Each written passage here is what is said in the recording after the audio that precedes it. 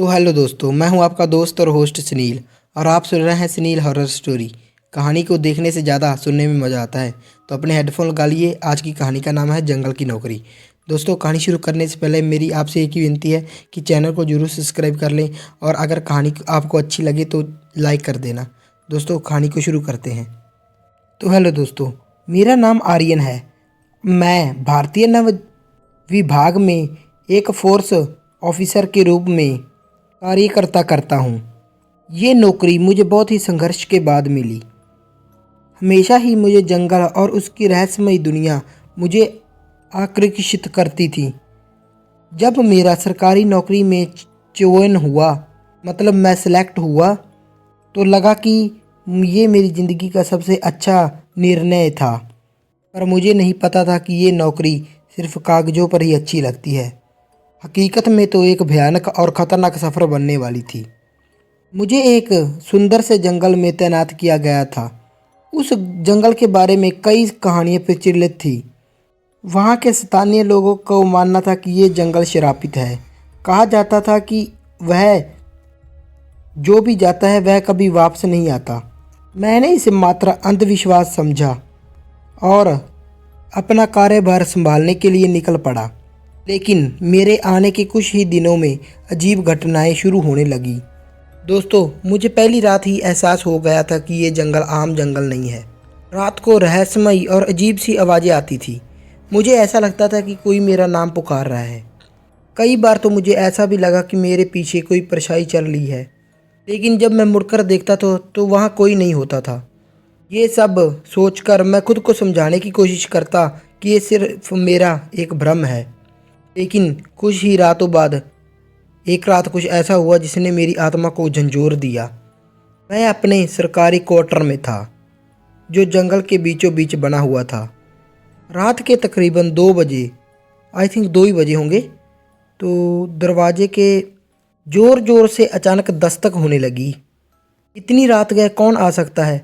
डरते डरते मैंने दरवाज़ा खोला, लेकिन वहाँ कोई नहीं था। मैंने बाहर चारों ओर झाँककर देखा तो मुझे लगा कि सामने पेड़ों के बीच कोई खड़ा है। मैंने तभी अपनी टॉर्च लगाकर देखा तो वहाँ कोई नहीं था।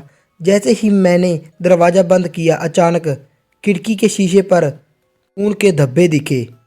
मेरी रूह ठंडी पड़ गई। मैं अब ये समझ नहीं पा रहा था कि ये क्या हो रहा है। अभी किसी ने धीरे से कहा, यहाँ से चले जाओ, यहाँ से चले जाओ, वरना तुम्हारी भी वही हालत होगी जो पिछले की हुई थी। अब मुझे यकीन हो गया था कि इस जंगल में कुछ तो अजीब है।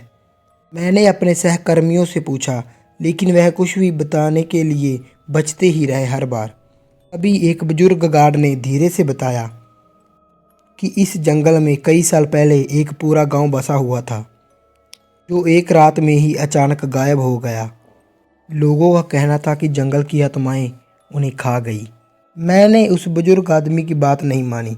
मैंने इस कहानी को सच मानने के लिए इनकार कर दिया। लेकिन जैसे ही जंगल की गहराई छानबीन करने के लिए निकला, तो वहाँ मुझे एक बहुत ही डरावना संकेत मिला। कुछ पेड़ों पर खून के निशान जमे हुए थे और ज़मीन पर भी गहरे पंजों के निशान थे, जो किसी सामान्य जानवर के नहीं हो सकते थे। मैं वहाँ से वापस हट आया। एक रात मैं अपने जीप में जंगल के करीब से गुजर रहा था। तभी अचानक मेरी जीप अपने आप बंद हो गई। जैसे ही मैं उतरकर इंजन देखने लगा, मुझे पीछे से किसी की भारी कदमों की आहट सुनाई दी। फिर अचानक मुझे ये महसूस होने लगा कि कोई ना कोई मेरी पीठ के पीछे खड़ा है। मैंने जैसे ही मुड़कर देखा तो मेरा खून ही जम गया। एक लंबी काली परछाई मेरे सामने खड़ी थी। उसकी आंखें बिल्कुल लाल थीं और उसका चेहरा धुंधला, लिपटा हुआ, और एक कोने से खून निकल रहा था। तभी वह परछाई धीरे धीरे मेरी ओर बढ़ने लगी। मेरे गले से तो आवाज़ ही नहीं निकल रही थी। मैंने अपनी पूरी ताकत लगाकर जीप की चाबी घुमाई और इंजन की चालू करने की कोशिश की, लेकिन जीप स्टार्ट नहीं हो रही थी।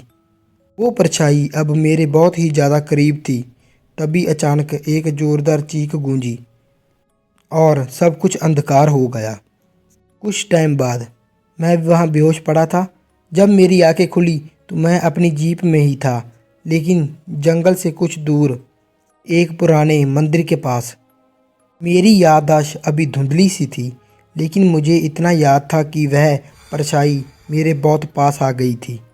मुझे बाद में पता चला कि उस रात मैं जंगल के बीचों बीच बेहोश पाया गया था। स्थानीय पुजारी जी ने बताया कि मुझे बचाने के लिए वह मंदिर के घंटे का प्रयोग कर रहे थे। उन्होंने मुझे ये भी बताया कि अगर मैं यहाँ पर और रुका तो मेरी जान भी चली जा सकती है। मैंने तभी वहाँ से तबादला लेने का निर्णय किया, लेकिन जाते जाते मैंने जंगल की गहराई जानने की ठान ली।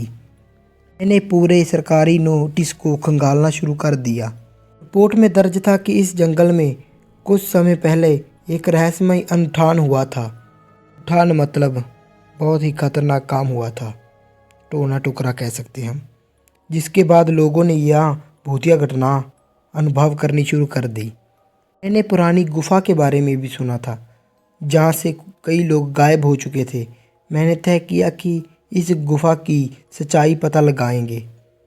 कुछ दिन बाद एक रात जब मैं उस गुफा की ओर बढ़ा, मेरे हाथ में सिर्फ एक टॉर्च और कुछ सुरक्षा उपकरण थे। जैसे जैसे मैं गुफा के अंदर गया, अजीब सी घबराहट महसूस होने लगी। अचानक पीछे से दरवाजे के पट बंद होने की आवाज़ आई और गुफा में घना अंधेरा छा गया। तभी मुझे एहसास हुआ कि अब यहाँ से निकलना मुश्किल था। मेरी टॉर्च की रोशनी भी अब हल्की पड़ने लगी थी और अंधेरे में अचानक मेरे कानों में सरसराहट गूंजने लगी। मैंने अपने चारों ओर देखा, लेकिन कुछ भी आसमान्य नहीं था। अभी एक अचानक ठंडी हवा का झोंका आया और मेरी टॉर्च अपने आप बंद होने लगी। अचानक गुफा की चारों ओर एक अजीब सी आकृतियाँ उभरने लगी। यह इंसानों की छाया थी, लेकिन उनके चेहरे विकृत थे, भयानक थे, जैसे उन्होंने असहनीय दर्द सहा हो। अचानक एक खौफनाक चीख गूंजी और मैं घुटने के बल गिर पड़ा। दूसरी ओर एक परछाई मेरी ओर तेजी से बढ़ रही थी। मैंने उठने की कोशिश की, लेकिन मेरे पैर किसी अदृश्य ताकत ने जकड़ लिए थे। तभी गुफा के एक कोने से घुटी हुई आवाज़ आई, मगर वह आवाज़ गूंज रही थी, तुम्हें यहाँ नहीं आना चाहिए था। गुफा के अंदर से धुंध हौली हौली बढ़ने लगी। तभी उसमें से एक काली आकृति उभरने लगी। मैंने पूरी ताकत लगाकर खुद को छिड़ाने की कोशिश की, लेकिन वह परछाई और करीब आती जा रही थी। तभी मुझे एक पुराना मंत्र याद आया, जो मंदिर के पुजारी ने मुझे बताया था। मैंने कांपती हुई आवाज़ में मंत्र उच्चारण किया। मुझ में इतनी भी हिम्मत नहीं थी कि मैं वो मंत्र बार बार बोल सकूं। मुझे डर लग रहा था, मैं वो मंत्र भूल भी रहा था। मैंने तभी हौसले से एक बार कोशिश की मंत्र उच्चारण करने की। जैसे ही मैंने मंत्र पढ़ने शुरू किया, गुफा के अंदर कंपन शुरू हो गई। दीवारों पर बनी आकृतियाँ चीखने लगी जोर जोर से, और वह परछाई एक तेज रोशनी में बदलकर धुएं की तरह गायब हो गई। मुझे महसूस हुआ कि मेरी पकड़ ढीली हो रही थी। मुझे अब पता चल चुका था कि वह गायब हो चुकी है। मैंने तेज़ी से दौड़ लगाने की कोशिश की और गुफा से बाहर आ गया, लेकिन जैसे ही मैंने पीछे मुड़कर देखा तो गुफा अचानक ही अपने आप बंद हो गई, जैसे उसने उसके अंदर बुरी आत्माओं को हमेशा के लिए कैद कर दिया हो। मैंने तभी राहत की सांस ली, लेकिन मुझे पता था कि ये अंत नहीं है। जंगल में भी कुछ छुपा हुआ था जो मेरे वापस आने का इंतज़ार कर रहा था। लेकिन गुफा के बाद निकलकर मुझे राहत की सांस मिली और मुझे ऐसा महसूस हुआ कि मैंने इस डर से छुटकारा पा लिया है। लेकिन ये मेरी सबसे बड़ी भूल थी। जंगल अब भी मुझे बुला रहा था। मुझे ऐसा प्रतीत हो रहा था। मुझे अब हर रात सपने में वही आत्माएं दिखती, वही लाल आंखें, वही घुटी हुई चीख। एक रात फिर मैं अपने क्वार्टर में बैठा था, जब खिड़की के बाहर किसी के पैरों की चलने की आहट सुनाई दी। मैंने जैसे ही झुककर देखा तो वहाँ कोई नहीं था, लेकिन जैसे ही मैंने खिड़की बंद की, एक काली परछाई दीवार पर उभर आई। ये मुझे वही महसूस हो रहा था जिसने मुझे गुफा में घेर लिया था। मेरे शरीर पूरे में झरझराहट दौड़ गई।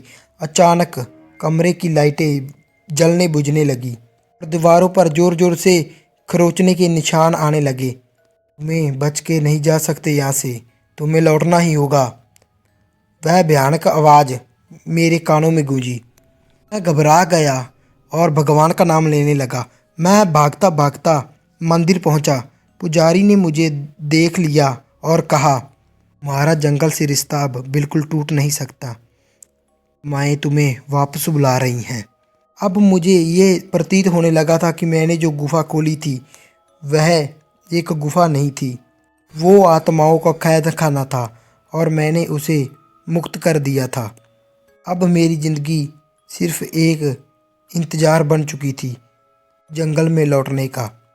हाँ, वो मेरा इंतज़ार कर रहे थे मेरी आत्मा को अपने साथ ले जाने के लिए। मैंने पंडित जी के पैर पकड़ लिए। मैंने कहा, मुझे इससे छुटकारा दिलाओ। तो पंडित जी ने मुझे जवाब दिया कि इससे बचने का सिर्फ एक ही रास्ता है। अगर तुम अपनी सबसे कीमती चीज़ उसको दे दोगे तो तुम बच सकते हो। मेरे पास देने को कुछ नहीं था। तभी पंडित जी ने कहा, ये तावीज़ पहन लो और जब तक ये तावीज़ तुम्हारे गले में रहेगा तुम सुरक्षित रहोगे। और मैं उस जंगल से भाग आया। आज इस घटना को पूरे 10 साल हो चुके हैं। मैंने अपनी नौकरी छोड़ दी है और शहर में बचने की कोशिश कर रहा था, लेकिन जैसे जंगल की यादें तो मेरा पीछा नहीं छोड़ रही थी। मैंने कई बार सोचा कि ये सिर्फ एक भयानक सपना था, लेकिन फिर भी रात मुझे वही चीखें सुनाई देती। लेकिन आज कुछ अजीब हुआ। जब मैं अपने कमरे में बैठा था, अचानक लाइटें बंद हो गई। दीवारों पर एक परछाई उभर आई जिसकी आंखें सुर्ख लाल थीं। वह परछाई धीरे धीरे मेरी ओर आ रही थी। मैं डर गया था। अभी अचानक फ़ोन बजा। स्क्रीन पर एक अनजान नंबर था और जब मैंने कॉल उठाई तो एक फुसफुसाती आवाज़ में किसी ने कहा, तुम बच नहीं सकते, जंगल तुम्हें बुला रहा है, बस समय आ गया है। और मुझे पता चला कि ये सिर्फ एक मेरा सपना था। काश मैं ऐसा कह पाता, लेकिन फ़ोन एक अनजान नंबर से था और जो मैं पहले देख रहा था, वो जो मेरे पास परछाई उभर रही थी, वो सिर्फ मेरा एक सपना था। मैं अब समझ गया था कि मैं कितना भी भाग लूं, जंगल की आत्माएं मुझे कभी नहीं छोड़ेंगी। मैंने अपनी कार उठाई और शहर से दूर जाने लगा। तो दोस्तों, इसका अगला भाग आपको चाहिए तो लाइक शेयर कमेंट कर देना और अगले भाग के लिए चैनल को सब्सक्राइब कर लें और कमेंट में बता देना अगला भाग चाहिए तो इसका अगला भाग आप बताओगे तो मैं लेकर आऊँगा। तब तक के लिए धन्यवाद। मिलते हैं इससे भी डरावनी और कहानी अगली में। तो तब तक के लिए धन्यवाद।